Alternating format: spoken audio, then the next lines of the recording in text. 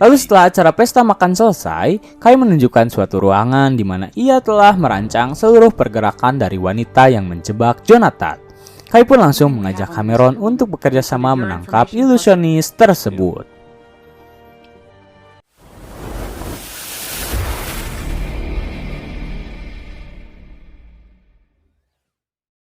Scene episode kali ini memperlihatkan seorang wanita yang berprofesi sebagai pemandu museum terjebak dalam suatu ruangan dengan penuh bom.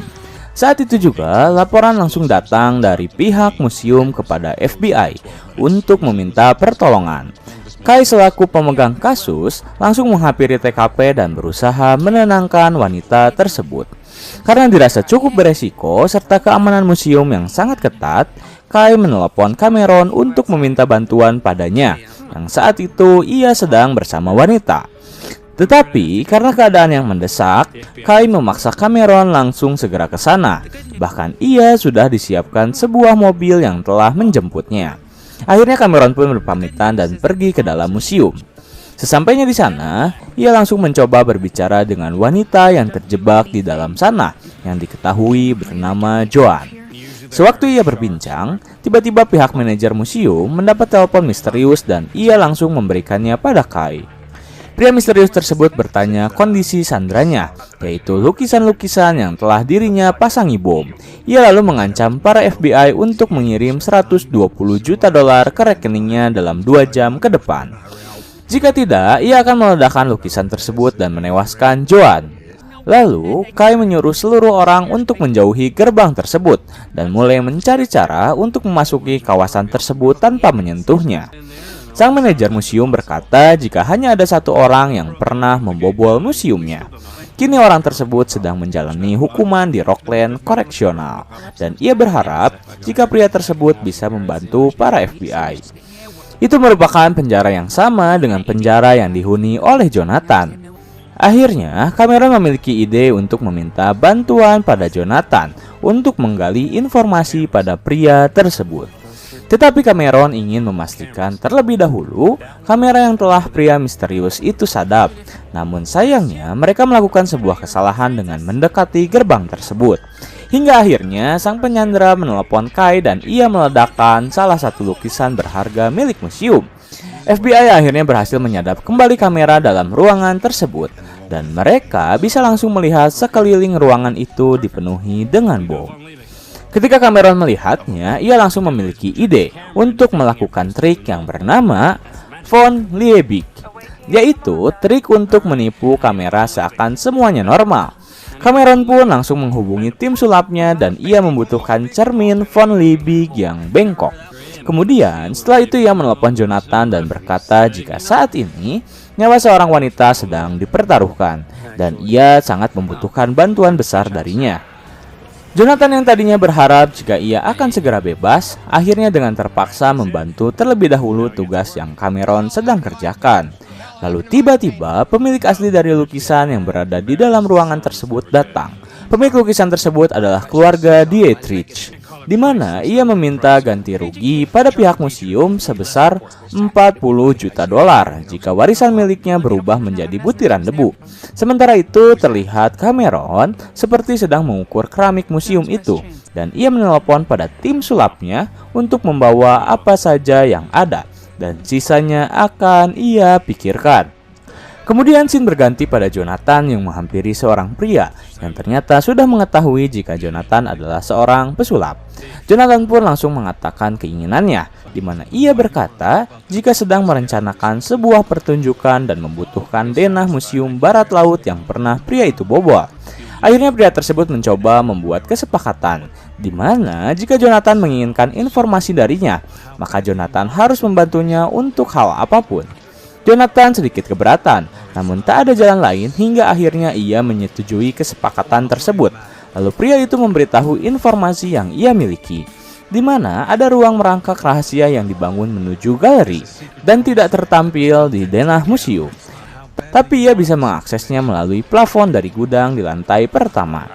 Lalu pria itu mengajak Jonathan untuk melihat denah yang akan ia buat agar Jonathan semakin paham.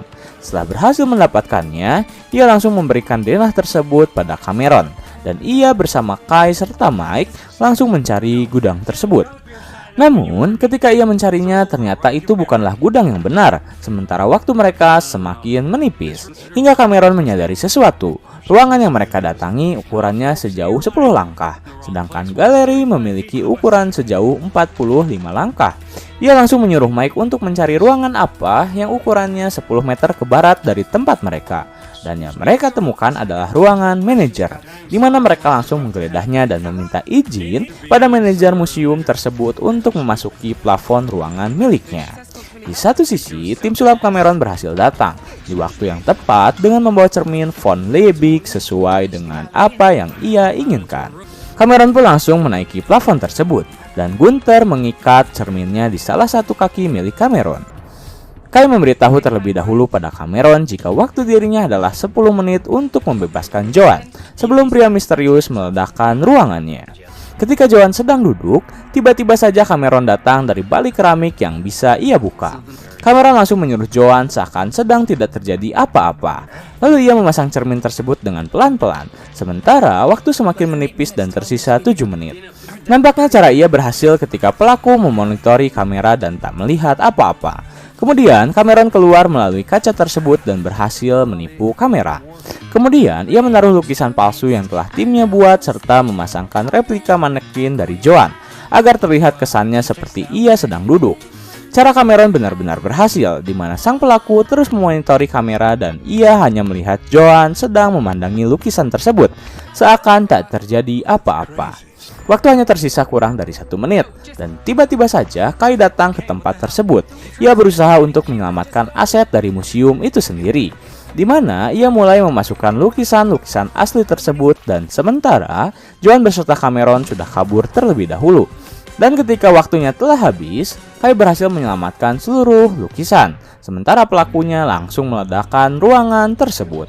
Akhirnya mereka semua berhasil selamat, dan usaha dari pelaku bom itu gagal. Tetapi bukan berarti kasus telah selesai, karena FBI belum menemukan siapa pelaku sebenarnya. Setelah Joan berhasil diselamatkan, ia langsung dilarikan ke rumah sakit, dan Cameron memanfaatkan hal tersebut dengan mendatanginya serta mengajak ia makan malam. Sementara itu Mike sedang dimadu asmara bersama Dina yang tengah memperlihatkan koleksi-koleksi milik Cameron dan Jonathan.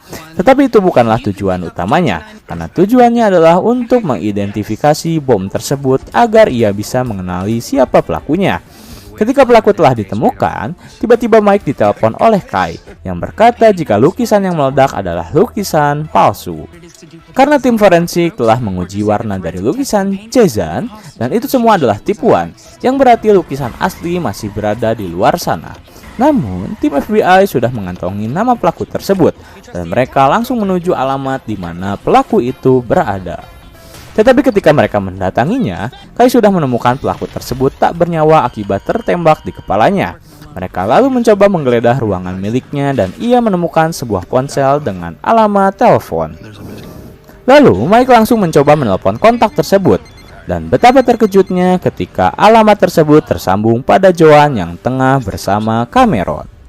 Mendengar hal itu, Kai langsung menelpon Cameron dan menyuruhnya pergi ke FBI sekarang.